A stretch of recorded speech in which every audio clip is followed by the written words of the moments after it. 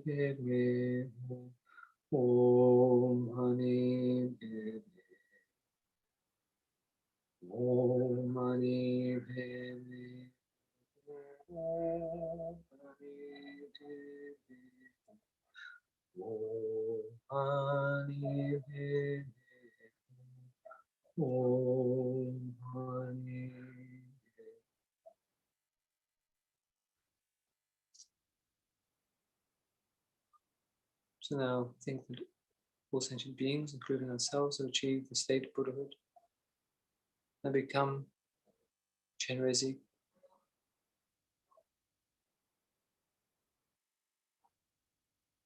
In that aspect, the unification of all the Buddha's compassion in the 3 times, 2 directions.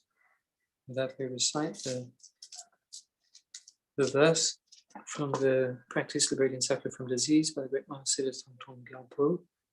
May all the diseases that sadden the minds of sentient beings that result from karma and temporary conditions, such as the harms of Baha spirits, illnesses, and the Buddhas, not occur in the realms of the world. May whatever sufferings there are from life-threatening diseases that, like a Buddha, lead an animal to be slaughtered, separate the body from the mind in an instant, and occur in the realms of the world. May all embodied beings being harmed by acute, chronic, and other epidemic diseases, and may sounds whose names terrify beings as though they had been placed inside the mouth of the Yaman, the Lord of Death. May all embodied beings being harmed by the 80,000 classes of interference, the 360 evil spirits that harm suddenly, the 424 diseases, and so forth. May whatever sufferings there are due to disturbances of the 4 elements, depriving the body and mind of every happiness, be totally pacified. And may the body and mind have radiance and power, and be endowed with long life, good health, and well-being. By the compassion of the Gurus and the 3 rare sublime ones, by the power of the Dakinis, Dharma protectors, and guardians, and by the power of the truth of the infallibility of karma and its results, may all these dedications and prayers be fulfilled. And we recite the dedication prayer, taken from verses from the Bodhicaya Vitara, great Shantideva. May all beings everywhere, plagued by sufferings of body and mind, obtain an ocean of happiness and joy by virtue of my merits. May no living creatures suffer from medieval or ever fall ill. May no one be afraid or belittled with a mind weighed down by depression. May the blind see forms, the deaf hear sounds. May those whose bodies are worn with toil be restored and find repose. May the naked find clothing, the hungry find food. May the thirsty find water, delicious drinks. May the poor find wealth, those with sorrow find joy. May the forlorn find hope, constant happiness, and prosperity. May there be timely rains, bountiful harvests. May all medicines be effective and wholesome prayers bear fruit. May all who are sick and ill quickly be freed from their ailments, and whatever diseases there are in the world, may they never occur again. May the frightened cease to be afraid, those bound be freed, may the powerless find power, and may people think of benefiting each other. As long as space remains, as long as transmigratory beings remain, until then may I too remain to dispel the sufferings of transmigratory beings. Due to all the past, present, future merits collected by me, the numberless Buddhas, Bodhisattvas, and numberless sentient beings who exist in your name, may the I, which exists in your name, quickly achieve that enlightenment which exists in your name, and lead all sentient beings who exist in your name to that enlightenment which exists in your name, by myself alone, who exists in your name.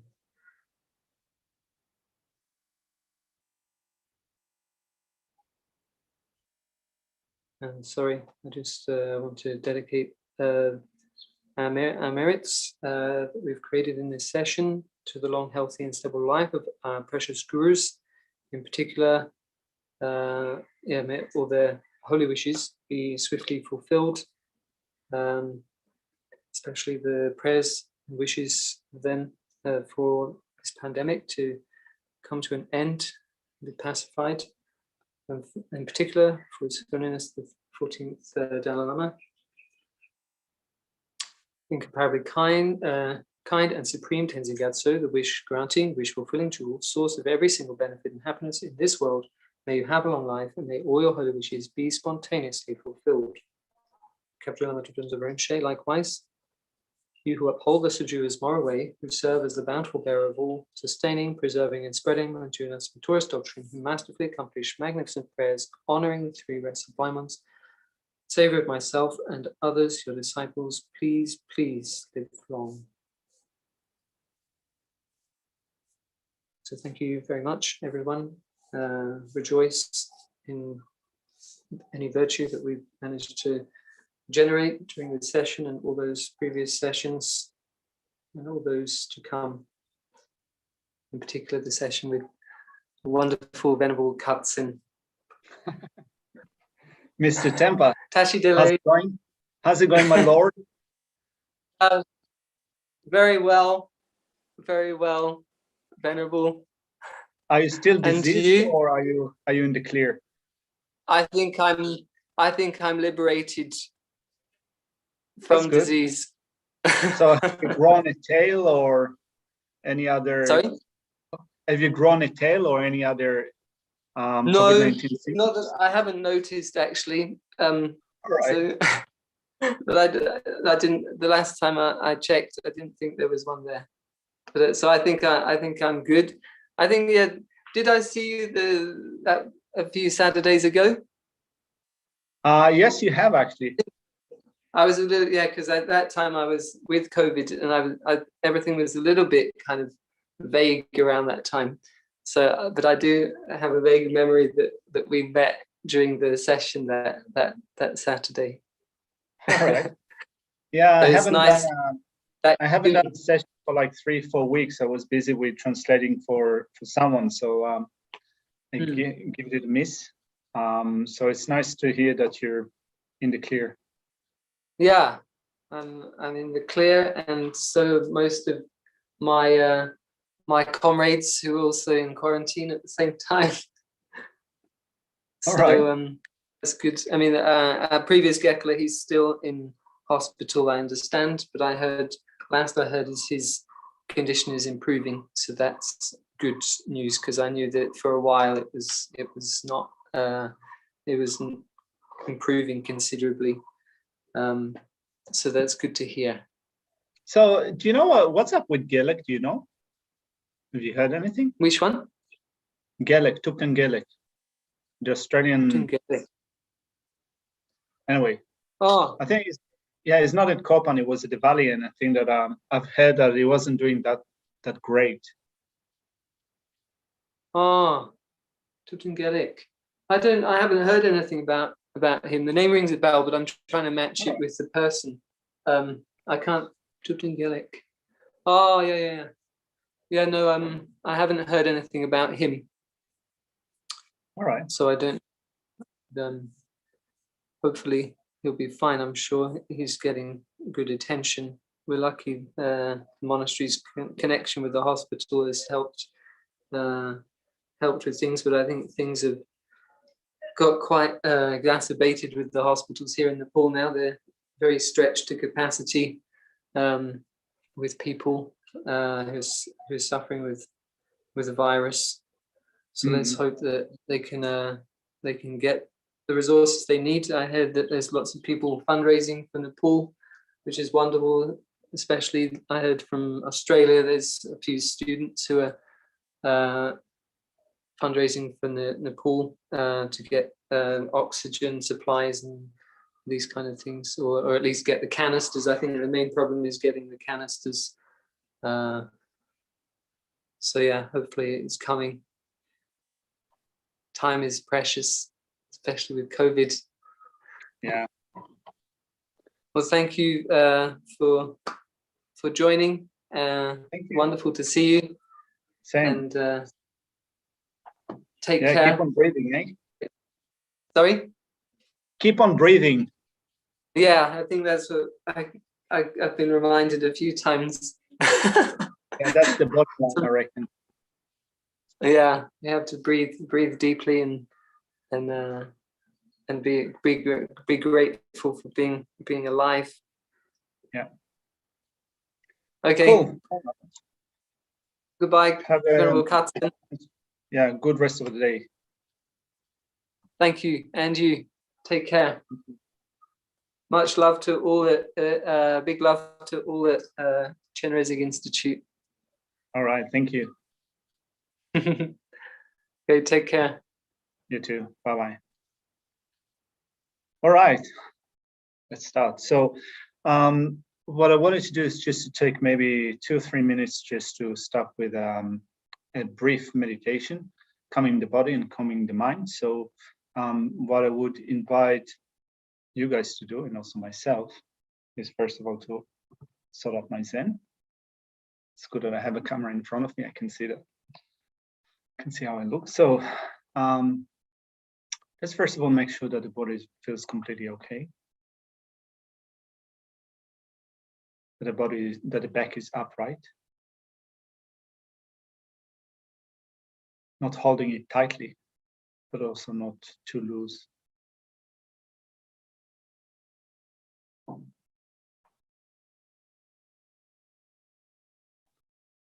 We can scan the body quickly from the toes up to the crown. And there's any point of tension in the body, we can release it with an out breath. Starting with the toes and the back of the feet.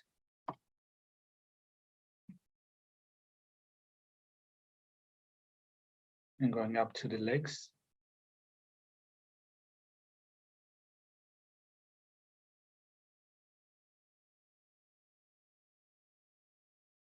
And then the abdomen.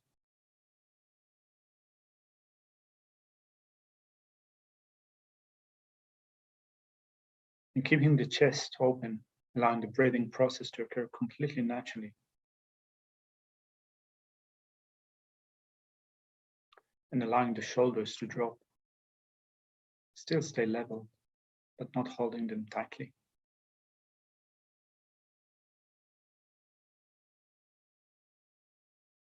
And as we send the awareness up to the face, keep the mouth open. And the tip of the tongue is touching the upper palate.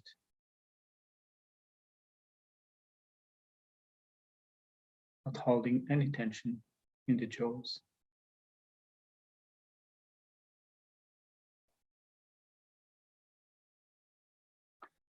And with a relaxed body, let's turn our attention to the breathing process and count a round of 21 breaths. Breathing out, transition into breathing in, again breathing out.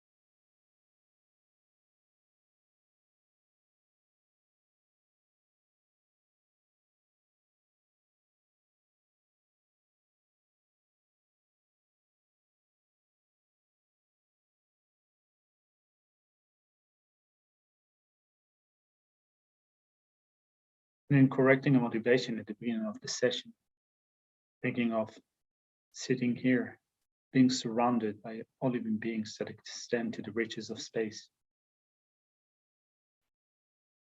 And recognizing that just like me, right when I wake up in the morning all the way down to going to sleep, everything that I do directly or indirectly is oriented towards seeking happiness and well-being, contentment, satisfaction, safety, sense of ease and relaxation.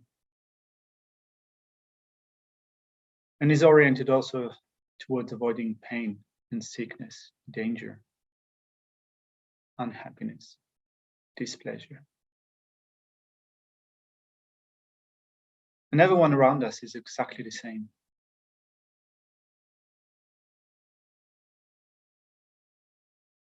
And since the only thing that we know so closely is our mind, sometimes we have that idea that we are completely alone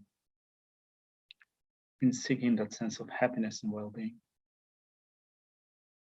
But then if we think of putting ourselves in the shoes of others, we can think that just as me, all others are exactly the same in seeking happiness and well-being.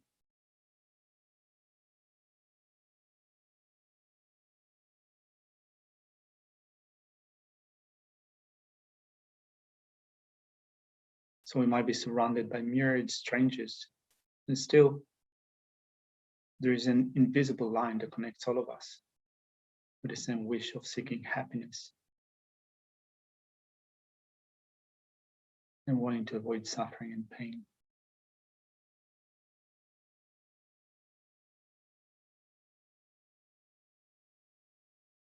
And we have the potential for accomplishing that because, first of all, the nature of the mind is clear light,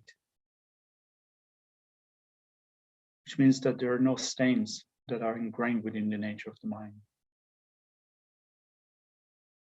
The nature of my mind and the nature of our mind, of all living beings' mind, is not sullied by anger, by attachment, by jealousy, by pride or ignorance.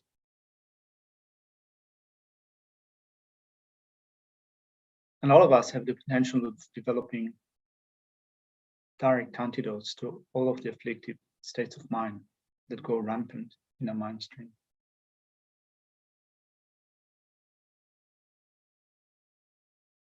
So that in order to enact those actual antidotes, we rely upon our spiritual teachers, our lamas, our gurus. And we also rely upon the Buddha, the teacher, but more closely, the actual remedy, which is the Dhamma, true paths and true cessations that we develop in our mind stream.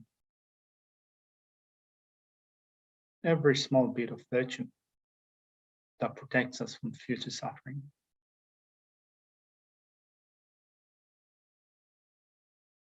We also rely upon the Sangha, the community of spiritual teachers, those that pass on the teachings of the Buddha to us, those that give us example, set an example,